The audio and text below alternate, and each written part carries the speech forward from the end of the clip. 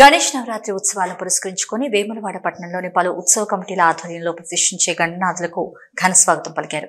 గురువారం రాత్రి తిప్పాపురం బస్టాండ్ వద్ద డప్పు చప్పుళ్లు, డీజీ సౌండ్స్ మధ్య నృత్యాలు చేస్తూ బాణాసంచా పేలుస్తూ పురవీధుల గుండా భారీ ఊరేగింపు నిర్వహించారు. ఈ ఊరేగింపులో బీజేపీ జిల్లా అధ్యక్షుడు ప్రతాపరామకృష్ణ పాల్గొని ప్రత్యేక పూజలు చేశారు. ఈ ఊరేగింపులో విద్యుత్ కాంతుల నడుమ చేసిన గణనాథులు ప్రజలను ఎంతగానో ఆకర్షింపజేశాయి. గణనాథులను వీక్షించడానికి పెద్ద ఎత్తున ప్రజలు భారీగా తరలివచ్చారు. ఈ కార్యక్రమంలో నాయకులు రామతీర్థపు రాజు, గోపరాజు బాలరాజు, రేగుల సంతోష్ బాబు, పుల్కం రాజు, ఇప్పప్పుల అజయ్, మారం కుమార్ తో పాటు యూత్ సభ్యులు పాల్గొన్నారు.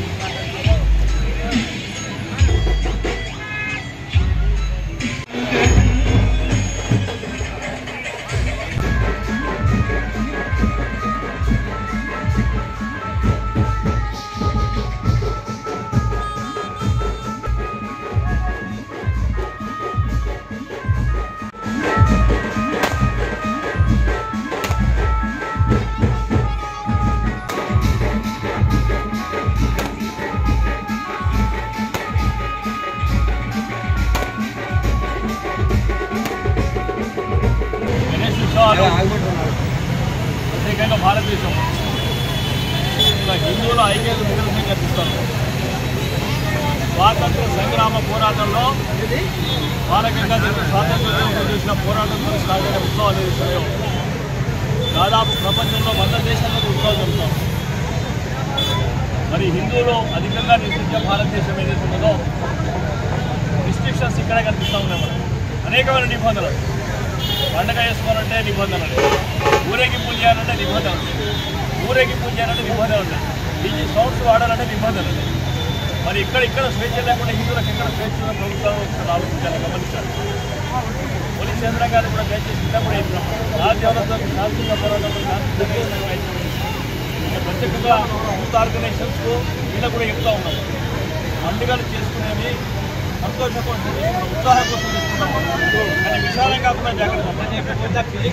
మనం సాంప్రదాయ ప్రకారం సాంప్రదాయ పద్ధతితోనే ఉత్సవాలు దాదాపు 10 రోజులు చాలా గ్రాండ్గా నిర్వహిస్తున్నాం. లక్షలాది రూపాయలు ఐడల్ విగ్రహం కానీ దాదాపు 5 నుంచి 8 లక్షల రూపాయలు ఖర్చవుతుందని చెప్పేసి మరి ఈ ఉత్సాహంతో మనం ఒక పండుగ వాతావరణం చేసుకునే ప్రయత్నం చేద్దాం. మనందరం కూడా ప్రభుత్వానికి కోఆపరేట్ చెప్పాలి, పోలీసు కూడా కోఆపరేట్ చేద్దాం. మనందరూ ఆ రకంగా పోయినాం. ఒకవేళ వాళ్ళు ఇనకుండా ఏం చేయాలో మనం తర్వాత వచ్చిందనే మనం కూడా చట్టాన్ని గౌరవించాలి, రాజ్యాంగాన్ని గౌరవించే విధంగా మనందరం కూడా ఒక్కసారి మనందరూ ఐక్యతను కూడా చాటి చెప్పే విధంగా కూడా ఈ ఊరేగింపు కూడా పాల్గొనాలి, ఉత్సవాల్లో పాల్గొనాలి. మనం కూడా పవిత్రంగా పూజా చేయడం కూడా కోరుతూ ఉంటాం.